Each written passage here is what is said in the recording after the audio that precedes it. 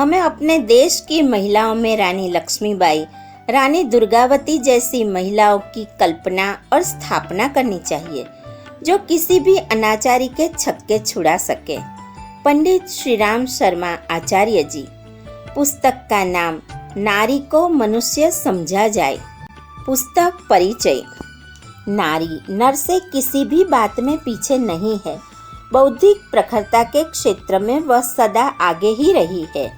लड़कों की तुलना में वह अधिक अनुपात में उत्तीर्ण होती है और अच्छे नंबर लाती है। कला कौशल के क्षेत्र में सदा उनकी वरिष्ठता रही है। संगीत और गायन तो उनकी सर्वमान्य विशेषता है। प्रतिभा और आकर्षण में वे पुरुषों को सदा पीछे छोड़ती रही है। अभिनय और नृत्य में पुरुष उनका मुकाबला नहीं कर सकता।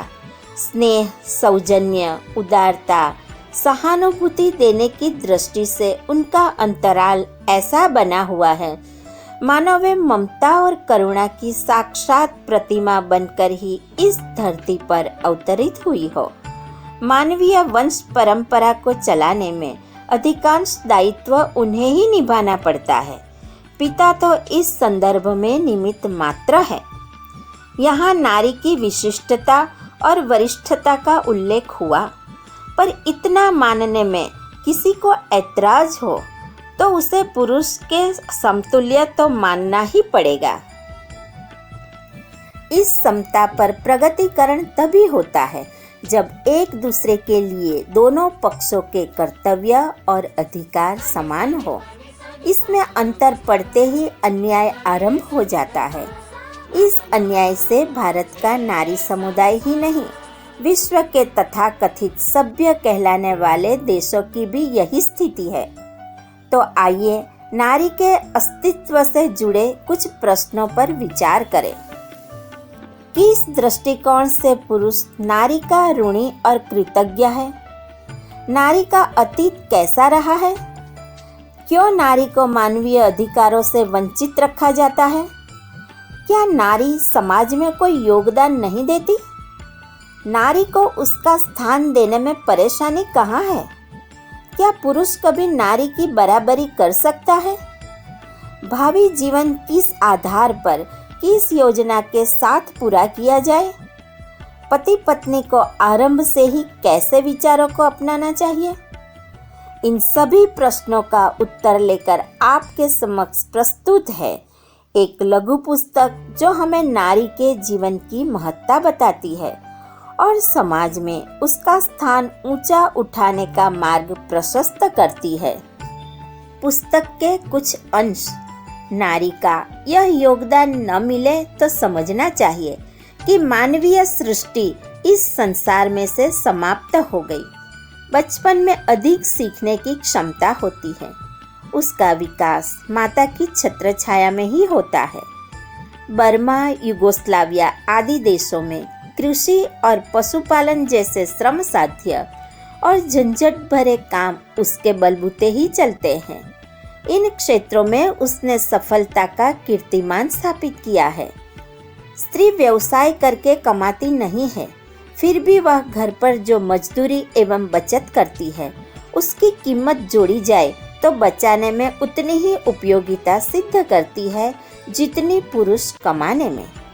यदि पुरुष को अकेला रहना पड़े, होटल में खाना और बोर्डिंग में रहना पड़े तो धोबी की कपड़े की धुलाई समेत उसका खर्च उतना ही पड़ेगा जितने में कि एक मध्यवर्ती गृहस्थ का गुजारा हो जाता है। एक टांग, एक हाथ, एक आंख, एक फेफड़ा, एक गुर्दा लेकर जिस प्रकार कोई व्यक्ति स्वस्थ, सुंदर और समर्थ नहीं कहा जा सकता, एक पहिए की गाड़ी पर सवार होकर कोई लंबा सफर नहीं कर सकता, उसी प्रकार नारी को मानवीय मौलिक अधिकारों से वंचित रखकर पुरुष वर्ग को न हर्ष उत्साह का अवसर मिल सकता है, न प्रसन्नता प्रगतिशीलता का।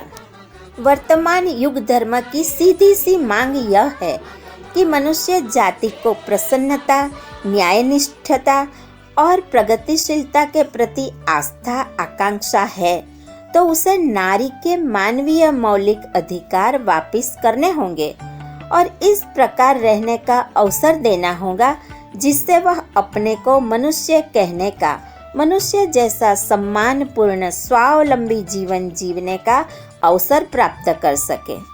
फिर माता की ममता, पत्नी का समर्पण, बहन का सौजन्य, पुत्री की मृदुल कोमलता जितना अंतःकरण को पारितोष देती है, उसकी कीमत पैसे से नहीं नापी तोली जा सकती।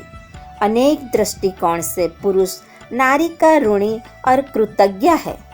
इसीलिए वस्तु स्थिति का सही मूल्यांकन कर सकने वाले दार्शनिकों और धर्मवेत्ताओं ने उसे वरिष्ठता दी है, नर तनुधारी देवी कहा है।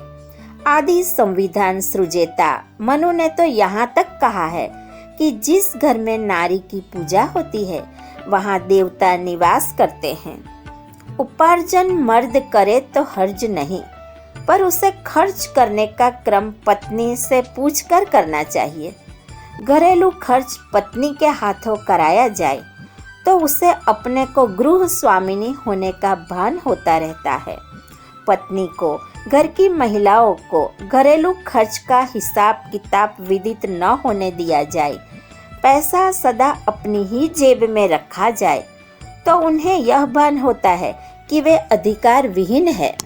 पति पत्नी का पारस्परिक संबंध दो भाइयों या दो बहनों जैसा होना चाहिए, जिसका उद्देश्य एक दूसरे को अधिक स्वस्थ, समुन्नत, प्रसन्नचित्त बनाना होना चाहिए और मिलजुल कर ऐसी व्यवस्था में जुटना भी, जिसका अर्थ होता है सर्वतोमुखी प्रगति के लिए मिलजुल कर काम करना।